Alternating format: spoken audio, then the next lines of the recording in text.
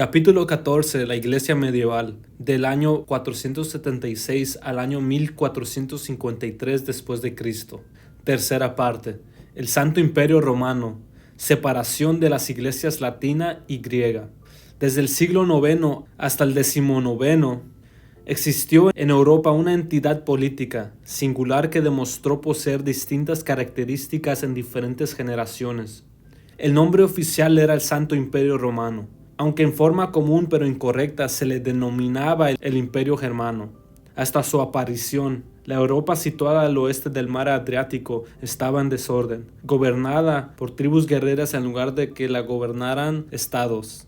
Sin embargo, en medio de toda la confusión, el antiguo concepto romano de unidad y orden permaneció. La aspiración de un imperio a ocupar el lugar de aquel que, aunque caído, aún se tenía en veneración tradicional. A finales del siglo VIII se levantó uno de los hombres más grandes de todos los tiempos, Carlos I el Grande. Del año 742 hasta el año 814 después de Cristo, los germanos lo aclamaron como Carlos el Grande y los franceses como Carlo Magno. Era nieto de Carlos Martel, el vencedor en Tours, en el año 732 después de Cristo, y rey de los francos, que era una tribu germana que dominaba una gran parte de Francia. Carlos se constituyó a sí mismo en amo de casi todos los países en la Europa occidental, el norte de España, Francia, Alemania, los Países Bajos, Australia e Italia. Un imperio en verdad. Al visitar a Roma en la Navidad del año 800 después de Cristo, el Papa León III lo coronó como Carlos Augusto, emperador de Roma. Constantino y los antiguos emperadores romanos lo consideraron sucesor de Augusto. Reinó en su vasto dominio con poder y sabiduría. Fue un conquistador, reformador, legislador, protector de la educación y de la iglesia. En teoría, su imperio duró 1000 años, pero solo por un corto tiempo su autoridad sobre Europa fue real. La debilidad e incapacidad de los descendientes de Carlo Magno, el desarrollo variado de los diferentes estados e idiomas, y los conflictos de intereses nacionales hicieron que la autoridad del Santo Imperio Romano o Germano se limitase principalmente al oeste del Rin.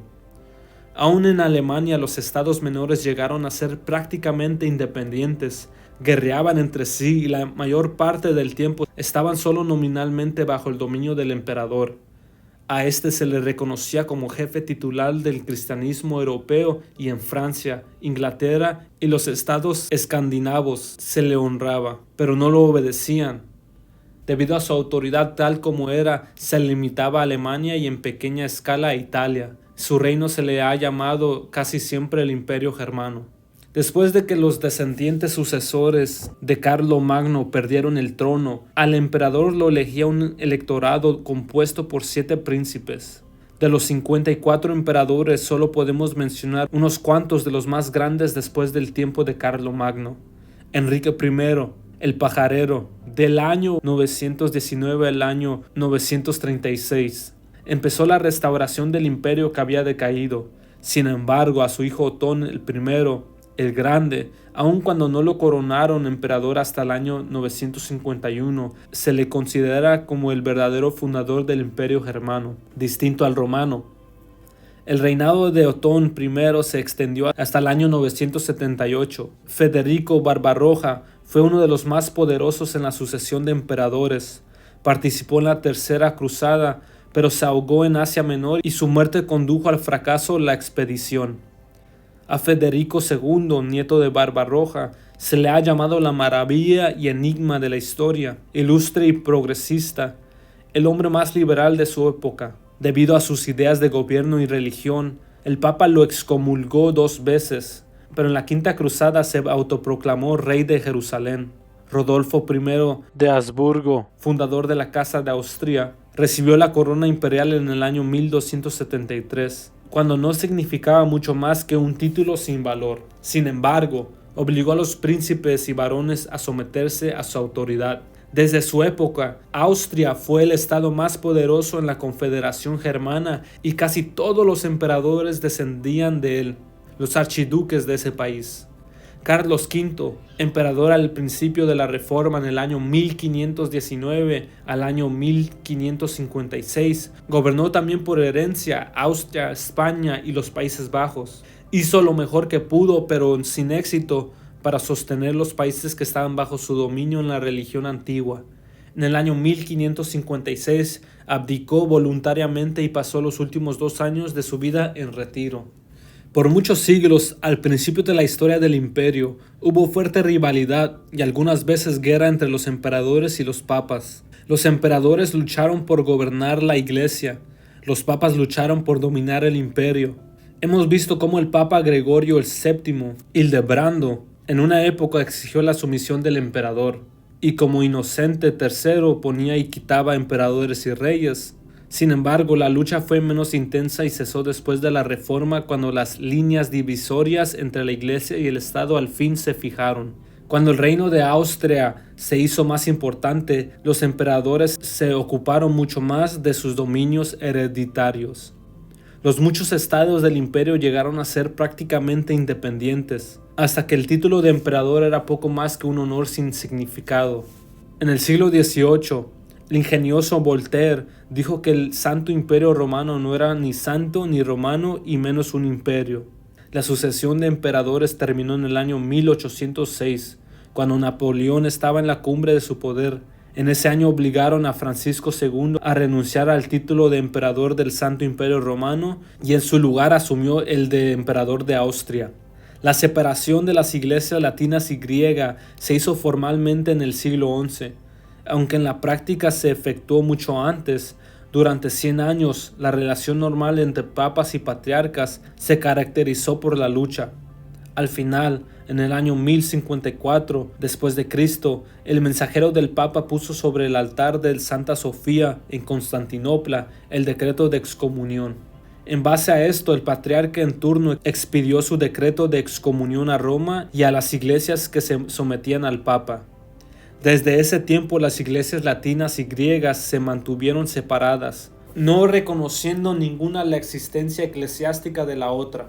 La mayoría de las cuestiones de discusión que formaron las causas conducentes a la separación parecen casi triviales en nuestros días. Sin embargo, durante siglos fueron temas de violenta controversia y a veces de cruel persecución.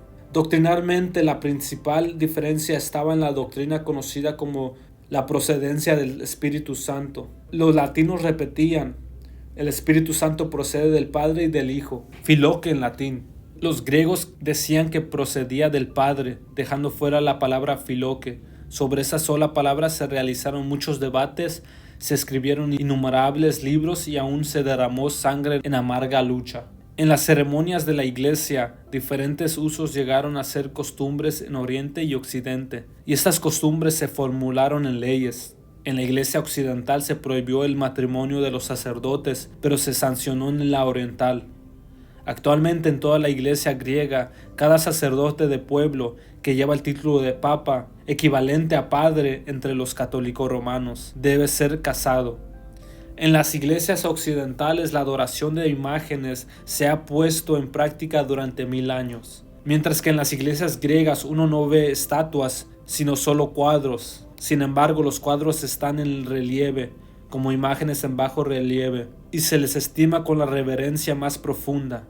En el servicio de la misa, las iglesias romanas usan el pan sin levadura, la hostia, mientras que en la comunión griega se distribuye pan común. Como protesta contra la observancia judía del séptimo día, surgió la práctica de ayuno en sábado en Occidente, nunca se observó en Oriente. Más tarde, el día de ayuno católico romano se cambió al viernes, el día de crucifixión de nuestro Señor. Más profunda que estas diferencias de ceremonias para causar la separación de las iglesias latina y griega fue la causa política de la independencia de Europa del trono de Constantinopla. En el establecimiento del Santo Imperio Romano en el año 800 después de Cristo, aún después de la caída del antiguo Imperio de Roma en el año 476 después de Cristo, la idea imperial todavía tenía fuerza. Los nuevos reinos bárbaros, godos, francos y otras razas, de una manera vaga, se consideraban teóricamente como bajo el emperador de Constantinopla. Sin embargo, Cuando Carlomagno estableció el Santo Imperio Romano, ocupó el lugar del antiguo imperio en forma separada e independiente de los emperadores de Constantinopla. Un estado independiente necesitaba una iglesia independiente. Sin embargo, el factor más poderoso que condujo a la separación fueron las continuas reclamaciones de Roma de ser la iglesia dominante y su papa de ser el obispo universal. En Roma, la iglesia dominó poco a poco al Estado. En Constantinopla, la iglesia estaba sumisa al Estado, de manera que era inevitable el cisma entre ambas secciones con conceptos opuestos. La separación final de las dos grandes divisiones de la iglesia vino, como ya vimos, en el año 1054 después de Cristo.